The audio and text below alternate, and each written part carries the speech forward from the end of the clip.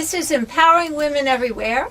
I am your host, Nan Gill, and today our guest is Dr. Danielle Lowe.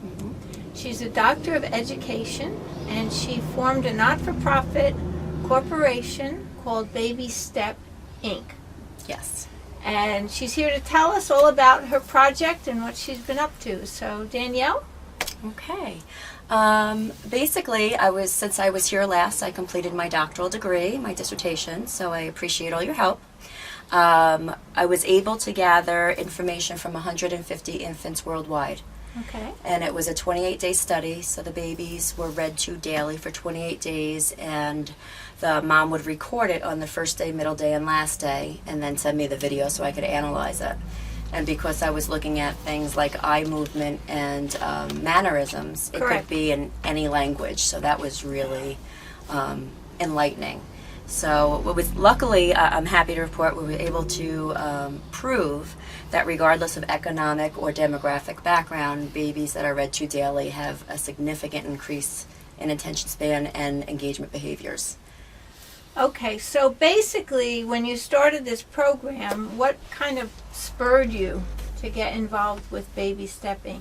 Well, I'm a kindergarten teacher. I've taught in the primary grades for almost 20 years, and it's very clear to see on the first day of school which children were read to as babies. It's crystal clear as a veteran teacher. You can really tell which children are familiar with Right. books. So it's a passion that I've had for a long time, and I tried to share my enthusiasm, and I kept coming against brick walls. And I also worked in classrooms in England, Ireland, Belize, and other countries. And what I noticed were countries that have 100% literacy have a really strong push with early childhood literacy starting at birth. Okay. So that's what helped to fuel Baby S.T.E.P, Inc. We became non-profit in 2011. Okay. And what kind of brick walls were you running into? With different ideas as far as getting out into the community or sharing my idea with different districts, or just actually getting up and even just naming the non-for-profit corporation. We used to be Baby Steps to Literacy, and we had to change our name and then just trademark and all those kind of things. So everything is rolling out, and I have a great team. We're all veteran teachers, administrators, and teaching assistants. There's a team of 5 of us that work together. So we're all very passionate about just making a better world for children. And we believe by providing early childhood reading opportunities, we're going to help to get them ahead of the game so they're not struggling in school when it's time for them to go. Right, and from what I remember you telling me, it doesn't matter what demographic background they come from, or what economic background they come from. If they're read to as a baby, as a child, they actually have a higher IQ?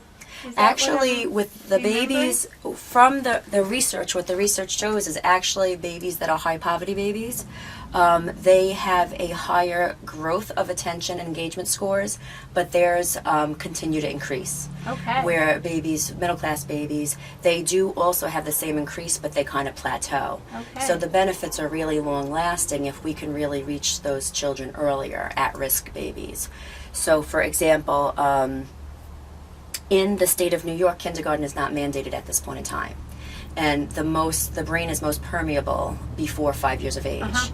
So we have children that are coming in at 6 years old, and the current expectation at the end of kindergarten is for children to read paragraphs independently. So for those children that are not coming into school, they're already far behind where they need to be. And usually it's like a slippery slope. Once they're behind in the beginning, it just gets harder to keep up. Right. Now, you ran a test or a study? Yes, yeah. It was a 28-day study. Okay. I was able to recruit infants worldwide. Most of the United States participated. I had Singapore, Malaysia, England, Ireland, Australia. And basically the moms or the dads would read to the babies and record them. For attention span, I would watch the baby's eye movement, and if the baby looked at the book or looked at the reader, it counted as attention score. And I calculated that time over the total time of the reading, and that gave me a percentage. For engagement behaviors, I looked for things like the baby reaching for the book, the baby smiling, laughing, singing along, and also looked at negative things like the baby trying to get down or not interacting Right. with the book. Okay. So- And the results were? The results were wonderful, and Okay. actually, I have here one of the charts that I will share with you. But the attention scores, if you look at the black score is the intervention group. So that means that babies that were read to on a daily basis had a steadily increase of attention scores. If you looked in at the green line, the control group, their attention scores actually declined. I originally predicted it would stay constant, but it actually decreased. Their attention span went down. Now the green line is what? That's the control group. And the control group babies were only read to on the first day, middle day, and last day. And there was a specific calendar. So babies in the intervention group, all babies read Brown Bear. That was my assessment book on the Wednesday.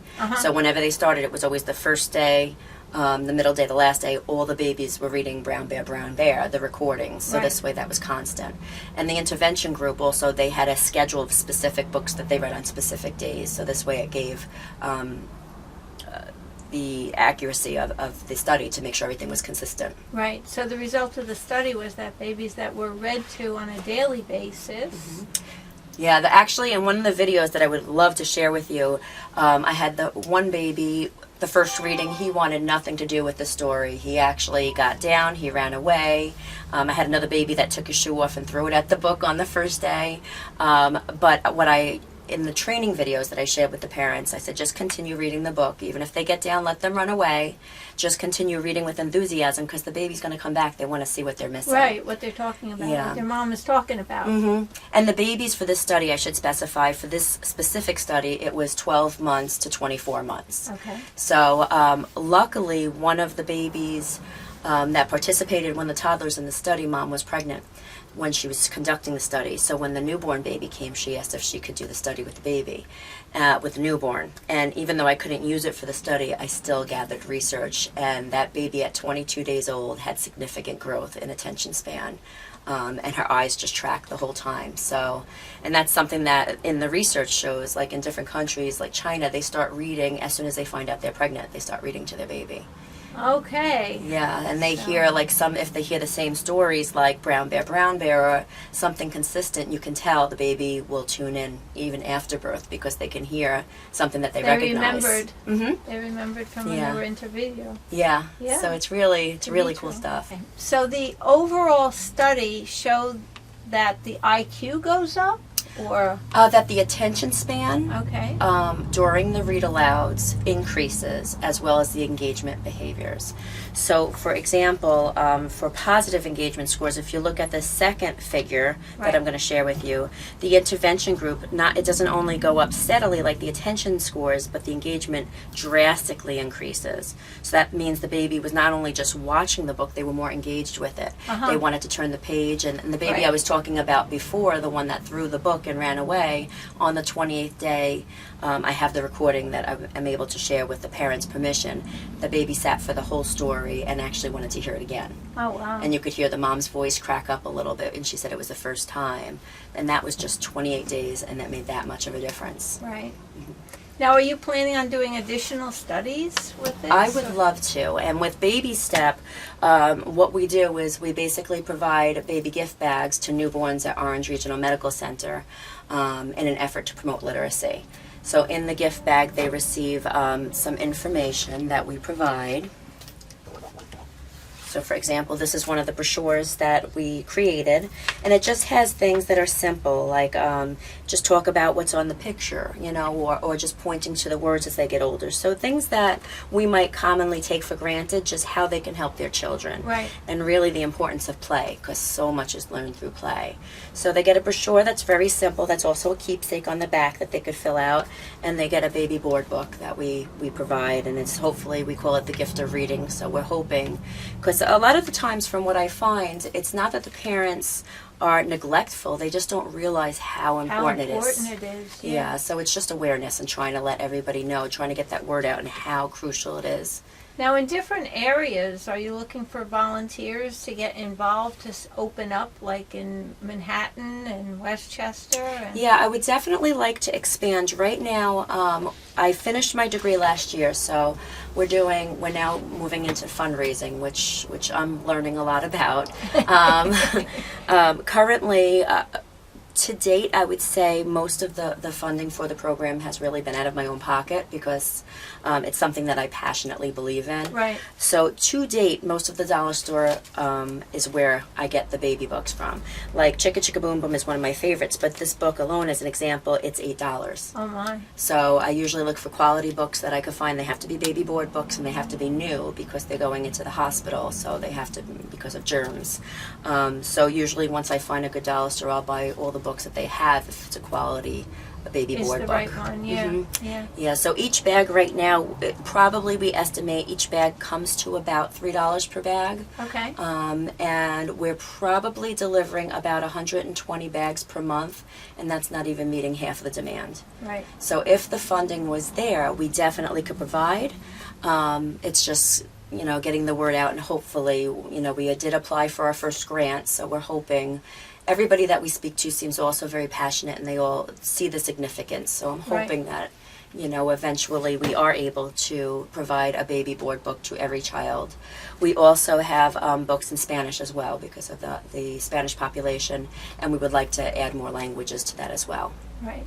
Now, if somebody wants to get in touch with you and get more involved in what you're doing to bring education and literacy to youngsters, what number can they call to get? They can contact me at 845-524-4490, or they can email me at babystepinc@yahoo, and the website is www.babystepinc.org, and that's BABYSTEPINC.org. And it actually is an acronym. It stands for Baby Steps Towards Endless Possibilities, because we believe we're giving them tools so that they can be successful and hopefully attain their dreams as they get older. Right. Now, the grant that you applied for, where is it? Where did you apply to? The United Way grant. Okay. Yeah, so it was our first time applying, so we're keeping our fingers crossed. Good. Yeah, so, and luckily, the seniors at the Promenade, which is the senior community right on Fulton Street in Middletown, they help us to organize the baby gift bags. So once a month, it's the activities that they look forward to, and they sit around a big oval table, and they just do an assembly line. And they are really fast and really determined. But they organize the baby gift bags, and then I have volunteers that volunteer their time. They come from Pennsylvania, and they bring the baby bags over to Orange Regional Medical Center to the mother-baby unit, and then they distribute them. So it really is, it's a solid team, and we're just trying to get it to run a little bit more fluidly. So this way, at this point in time, I was usually just preparing everything in my own kitchen and just putting the bags together. And right. Between working, I work full time as a kindergarten ENL teacher, and I work part time at SUNY New Paltz as an adjunct instructor. So, it's a lot of things. So it really takes a team of passionate people, and I've been very lucky in the people that I've met. Well, if someone in another area wanted to get involved and open up in a different area, you would support them. Absolutely. With your materials and... Yeah, the presentations that I do, I share. They're free of charge. I'm really just trying to share the information to benefit children. So I'm happy to come and provide, share my research, share how the program works, and I'm more than happy to assist somebody if they wanted to facilitate someone else. Right. Somewhere else. And what do you see as your vision in the future? Like, what would you like to see Baby Step Inc. go into? Was just speaking about this. I actually, in the future, one of our goals, we would love to have a Baby Step Academy, which is basically not an institution, a setting where children can learn through play. And that's what, like, using books in my kindergarten classroom too. Books are a tool to use during play. So if I have a child that has to go to timeout or something and they sit and they grab a book, I always make sure, and this is something I want to stress to parents, never use reading or writing as a punishment. Right. So if they naturally will always, because I have books all over my classroom, so they'll always grab for a book, and I always say, no, books are for fun. And right now you just need to take a break, and as soon as you're done, you can look at it. And now that child really wants that book because, but that's something that I've seen time and time again where kids are put in timeout and then they associate that negative behavior with book reading. And, Okay. So don't do it, Mom. Don't do that. But the same thing, if your child does get down and walk around, let them do that, but just continue reading with enthusiasm. Because if I just turn the page and say, ooh, look at that, Yeah. naturally they're going to come over and they want to see what you're excited about. And they will. As you keep on reading, they'll ultimately come on over. I've seen it time and time again. Because if you're passionate or excited about it, they're going to be as well. Right. I mean, you see little ones right now playing on cell phones because that's what they see adults doing. Exactly. So, if they see you reading, Mom, if they Or see Dad. you reading, Mom or Dad, or sister or uncle or aunt, then that's what they'll want to do. And 95% of what you teach someone else goes into potential for long-term memory. So if you have older siblings, I highly recommend, even if the child isn't formally reading yet, they can picture read and just talk about what's happening on every page. Right. So if you have a kindergarten student or a first grade student at home, have them read to their youngest sibling because that will actually help the older child as well as the younger child. Right. Now, are there any studies as far as the increase in IQ? The increase in IQ, not specifically that I'm aware of. However, I know for this specific study, this was the first of its kind. Right. There have been other reading studies and other information, but nothing that really analyzed attention span and engagement. And those are both very big terms in the education system right now. I'm sure everybody heard about increasing the rigor. I mean, that's something that kindergarteners now know what rigor means because it's that much drilled. So, and I definitely think that children can attain, they can reach higher, they absolutely can, but it has to be at a balance. Right. They really need to, through play is how they learn. They apply their knowledge, they apply what they hear, they mimic us as adults. You get to really hear what you sound like when you're around 5-year-olds all day. But by them actually having that risk-free environment where they're comfortable is really where they will take risks, and that's what's needed to be a successful learner. If they're so worried about making a mistake, Right. they're not going to do that. So like even when they're writing, I might say, ooh, that was a good try. I like how you tried to sound out that word, but this says, and I'll show them how to sound it out. So, even for little kids, music, learning through, music, tunes, singing the ABCs, there are some great websites. Starfall is one that I use, I recommend for younger kids because it's all learning through music and just hearing that. Sometimes they'll just keep on singing and they're actually starting to imprint. Right. They might not be ready for it in the beginning, but as they start applying it and see the connections, it will fit. Now, you taught in Ireland at one point? I worked in classrooms with administrators in Dublin, also in Oxford and in London, and then in orphanages in Belize, and with the ambassador of Belize. So most of them were schools, and I really was training early literacy assessment programs that we use in the United States. And I was also learning about what they use in their countries. Right. And we were comparing. And for my actual dissertation, I analyzed what were the commonalities between countries that had 100% literacy and where we were falling behind. And there really was a big contrast. One of the things that I share is maternity and paternity leave is a huge factor, where here we only get 6 weeks maternity and paternity leave, where other countries like Finland and Norway, and they actually get 46 weeks at 80% or 52 weeks at 100, the other way around, 48 weeks at 100% or 52 weeks at 80% salary.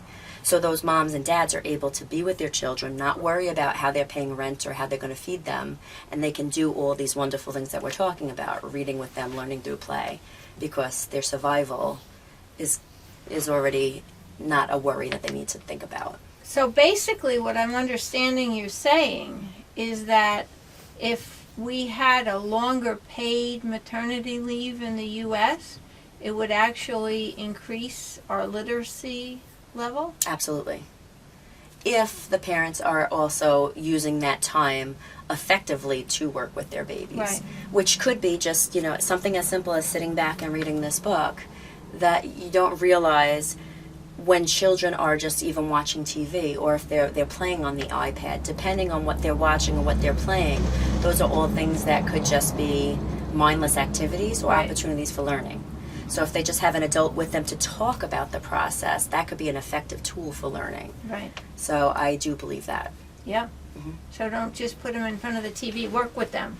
Absolutely, because working in front of the and there are some cases as a college educator that I've seen where young children did not develop the peripheral vision because they were sat in front of a TV set for the early part of their life. So once we were able to identify the reading problem, because at first they were only able to read words that were in the center of the page, Right. and we couldn't figure out why. And then once we realized it was peripheral vision, that, that's a neglect situation where they just sat in front of the TV, and we really, we're trying to just share how important Sesame Street, for example. Of course, Right. I'm a child of the 70s, so I love Sesame Street, but they have such great opportunities for learning, and they also, you'll notice with young children, if they see on TV, they'll say, what color is it, boys and girls? And the kids always talk back to the TV because Right. they believe that they're actually being spoken to. Yeah. So that's an engaged opportunity for learning. Right. So, we just need more. There's so many excellent tools out there that we really could use to help young children. Now, if somebody just wants to call you and talk about some of these things for their children. Absolutely. Yeah. I love talking about this, so anytime anyone's welcome to call me. They can email me, but any way that I can help them with their biological children, their classroom students. It's really early childhood literacy is where I'm most comfortable, but I would always be willing to help in any way. Right. I've also done research with bibliotherapy, which is using books to help children through stressful situations like divorce or separation or grieving, and all of that is free also on the website as well. So there's a bunch of resources on there if anybody would like to see them. So tell us a little bit about, it's called Bibliotherapy. Therapy, Yeah, okay. I did that. I presented that at Oxford in 2009, and it's basically for younger children. They don't have an outlet of expression. They haven't developed it yet. So with very young children, if they're in a grief situation, you'll see they'll have a meltdown, and then just like that, they're fine. And people think that then they're fine, but it's really just they can't handle the emotion, so it shuts off. Right. And then it will come back on. So having an opportunity like where with a book, you could talk about it, and there's like catharsis. We gravitate towards books that will help us if we're going through something personally. Right. If we're going through a divorce, we might gravitate towards divorce because we're trying to look for tools that help the character that will help us. Right. And that's what children do. So they might look as an outlet. And reading a book gives them an opportunity to talk to a trusting adult, or also drawing pictures gives them an opportunity as an outlet. And we need to provide that so that they can come out with the questions. One of my dear friends, when a daughter, they were going through a divorce, and her daughter's first concern was that Santa wouldn't know where she was for Christmas. Oh. And that's something that, of course, parents going through divorce are not thinking about at all, but that was that mean 5-year-olds, that's where she was just so confused or upset, like she just didn't even know where she was going to be. So how would Santa? Right. Yeah, definitely. So, things like that, and that came up during a reading of a book, because, that's how that child shared that concern. Yeah. So it actually brings out the emotion that they're feeling and they're not able to tap into. Exactly. So if anybody's interested in bibliotherapy, they should Yes. give you a call also. Yeah, there's one book that I love, and it's for parents going through divorce. It's called Was It the Chocolate Pudding? And it's also on the website. But basically, at the beginning of the story, there's a big brother and a little brother in a crib. And the big brother comes in with chocolate pudding, and they finger paint on the wall. And when the mom and dad come in, dad thinks it's funny, mom does not, and they start to fight. And apparently, during that argument is where they decide to separate. So through the whole story, the little boy thinks it was his fault because of the chocolate pudding. Right.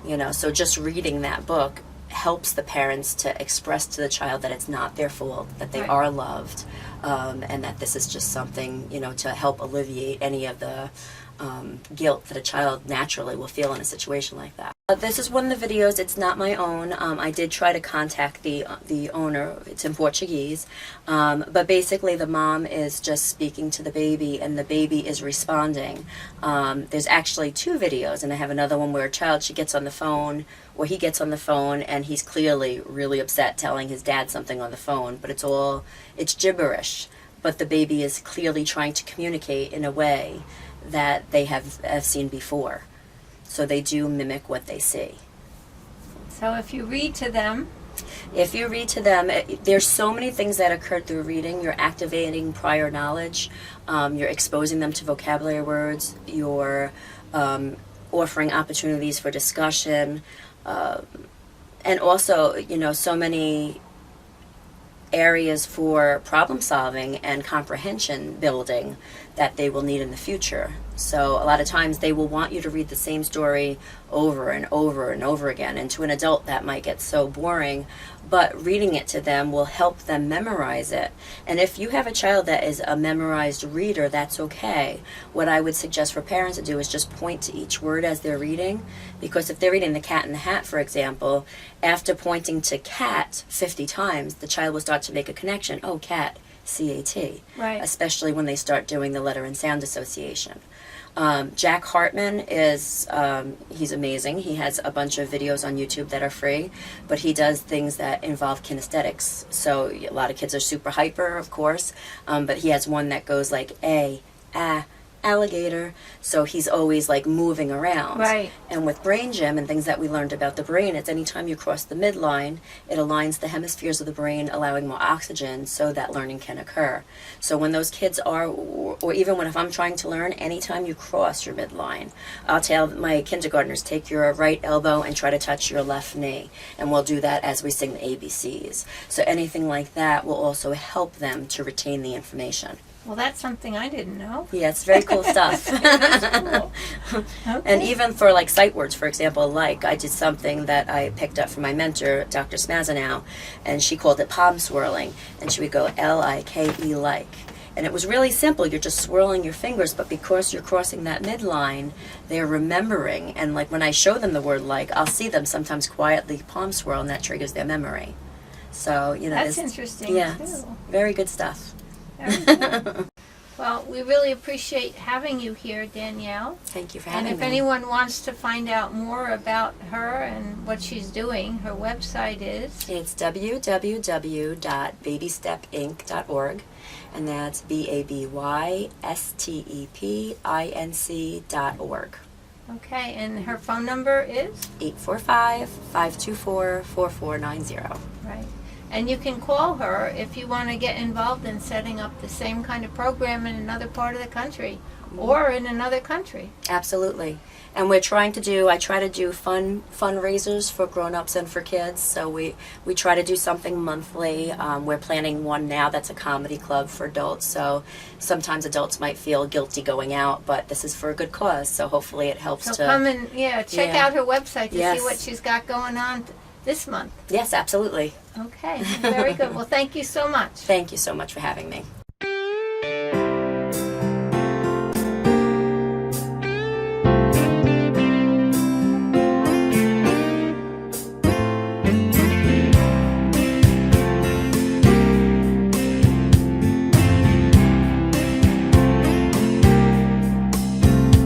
I've been looking for a house with no